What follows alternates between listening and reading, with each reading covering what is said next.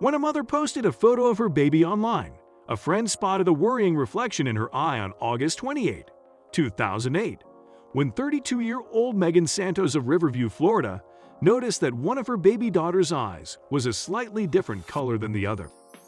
Her intuition told her that something was wrong. Concerned, Santos posted a picture of 1-year-old Rowan Santos on the online pregnancy community BabyFit.com, of which she's a member. The picture clearly showed a hazy white glow in Rowan's left eye and an atypical reflection of the camera flash not seen in the infant's other eye. Before we start, can we get this video to 1,000 likes? Please hit the like button and subscribe to the channel. He soon received a message from Madeline Robb, another 32-year-old mother living in Stratford, United Kingdom, encouraging her to ask her doctor about a rare but serious cancer that can bring about such a color difference. Santos followed Robb's advice, and as it turned out, Santos's post may have well saved her child's life. After I put the picture up, she saw it, and she sent me a private email in which she said that Rowan might have written a blastoma in her left eye, Santos said. She said, "Not to worry you, but I think you should look at this website." The website detailed a condition known as retinoblastoma, a potentially deadly form of childhood cancer that can affect one or both eyes. Immediately, Santos contacted her doctor. She saw him the next day on the morning of August 8, and he in turn referred to ophthalmology and cancer specialists. A battery of scans and other tests revealed that Rowan did in fact have a cancerous tumor growing on the retina of her left eye. Her prognosis is good as far as the doctor can tell, Santos said. The cancer hadn't yet reached her optic nerve, which would have then directly brought it to her brain. But with a favorable prognosis for survival came devastating news. She's going to lose her eye, Santos, and that's a definite. Doctors plan to treat the tumor by burning away the cancerous tissue with a laser. Rowan will undergo 4 rounds of chemotherapy, followed by surgery to remove her eye and the tumor, and then 3 more rounds of chemotherapy. The surgery will remove Rowan's left eye in November-December. Still, Santos is thankful that the cancer was detected early enough to save her daughter's life. An ophthalmic expert said that her quick action was crucial in ensuring her daughter's survival. "She probably saved her child's life," said Dr. Susan Taub, assistant professor of ophthalmology at the Northwestern University in Chicago. "An ounce of caution's worth a pound of cure. Tumor kills children. Retinoblastoma is a cancer that strikes children as late as age 5, though may start even in the womb. It arises from the cells of the retina and the spot of nerves at the back of the eye that captures light and sends vision signals to the brain." Dr. Lynn Murphy, director of ocular oncology at the Children's Hospital Los Angeles Retinoblastoma Center, said the cancer is an exceedingly rare one, affecting only 1 in about 150 babies every year.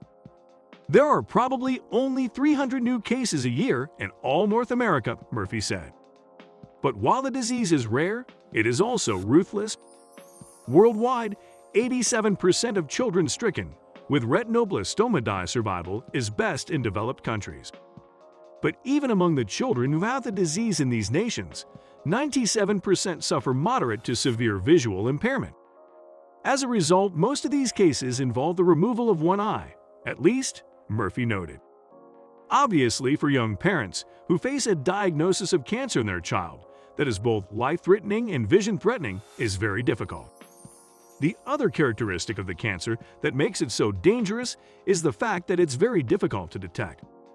Santos, like most other parents, had taken her baby girl to all of her recommended checkups, the most recent at 9 months.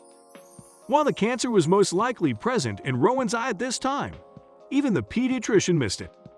Murphy said that the test that would best reveal whether or not a child indeed had retinoblastoma would involve dilating the eye with eye drops, a test that's not currently a standard practice among pediatricians. Years ago, Murphy spearheaded an effort to make these tests routine. But because the disease is so rare, most doctors remain opposed.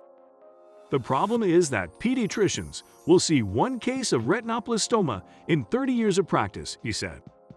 You'd have to do the test in 150 healthy babies before you find it in one.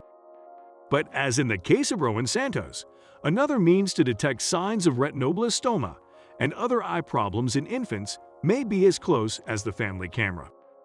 The red eye look that the public dislikes is the telltale sign of a healthy eye, Tab said. The lack of it is the clue something's wrong. In fact, Tab said that she and her fellow ophthalmologists regularly ask families to bring in photos. We call it Fat Family Album Tomography. The flash camera can be used usefully for a home diagnosis of infant child problems. At Seattle ophthalmologist Dr. Richard Bensinger.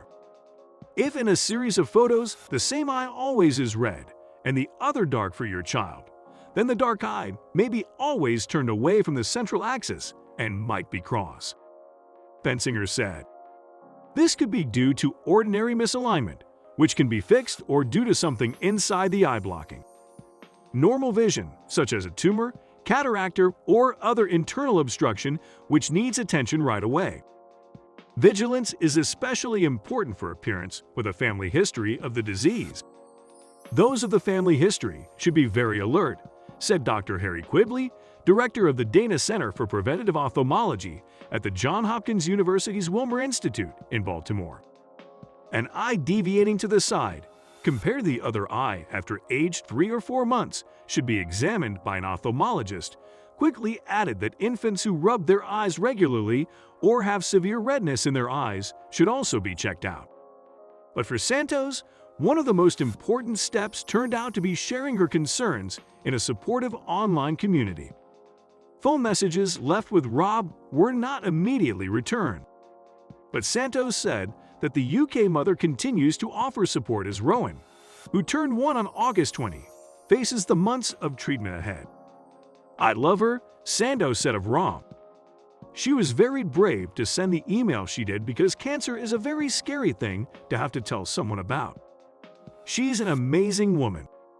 I'll always be grateful to her, and my family will always be grateful.